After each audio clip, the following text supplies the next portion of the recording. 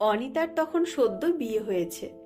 শ্বশুরবাড়ির অর্থনৈতিক অবস্থা খুব ভালো। বিয়ের পরে দুর্গাপুজোয় অনিতার খুব ইচ্ছে হয়েছিল শ্বশুরবাড়ির পাড়ার মা দুর্গাকে একটা শাড়ি দিতে।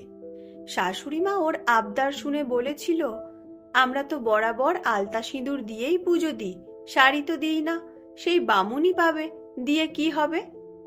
অনিতা ওর হাজবেন্ডের কাছেও আবদার জুড়েছিল, মা দুর্গার পরনের বেনারসিটা আমরা দিই না।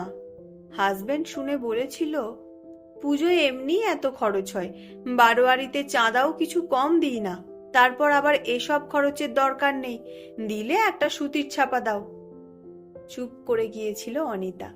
মনে মনে ভেবেছিল, মায়ের হয়তো ইচ্ছে নেই ওর দেওয়া শাড়ি পরার, তাই দেওয়া হলো না। এ ঘটনার প্রায় বছর 6 আগেকার। তারপর থেকে অনিতা আর আবদার করেনি কখনো।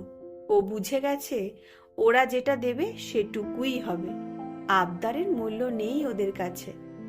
বছর 2 আগে থেকে সবাইকে লুকিয়ে ও একটা অনলাইন শাড়ির ব্যবসা শুরু করে, নিজের অর্থনৈতিক স্বাধীনতার জন্যই হয়তো।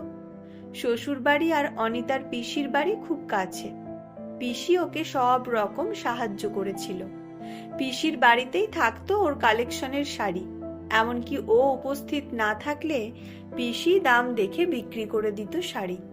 ফেসবুকেও কিছু গ্রুপে লাইভ করতো পিসির বাড়ি থেকেই। এবারে অষ্টমীর দিন অঞ্জলি দিতে গিয়ে ও চমকে উঠেছে। মায়ের পরনে ওর কালেকশনের সবচেয়ে দামি রানী রঙের বেনারসিটা। পিসিকে জিজ্ঞাসা করতেই পিসি জানিয়েছে, হ্যাঁ, পাড়ার ছেলেরা এসেছিল একটা বেনারসি কিনতে, কার জন্য বলেনি কিছু, টাকা এখনো দেয়নি, বলেছে পুজোর পরে দিয়ে যাবে, আমি তোর খাতায় লিখে রেখেছি। আনন্দে চোখে জল এসে গিয়েছিল অনিতার। খোঁজ নিয়ে পাড়ার পুজো কমিটির সেক্রেটারিকে ও বলেছে ওই শাড়ির টাকা ও নেবে না। মা নিজে ওকে স্বনির্ভর করে তারপর ওর কাছ থেকে শাড়ি পরবে, এটাও বুঝতে পারেনি। অন্যের অর্থে নয়, ওর উপার্জনের অর্থে ও মাকে শাড়ি পরাতে পারল, এটাই ওর সব থেকে বড় পাওনা। অনিতা বলল, দিদি, কত মানুষের ইচ্ছে পূরণ কতদিন পরেও হয়, তার আগে আমরা ভেবে নিই আর হলো না বোধহয়, হাল ছেড়ে দিই কত আগেই।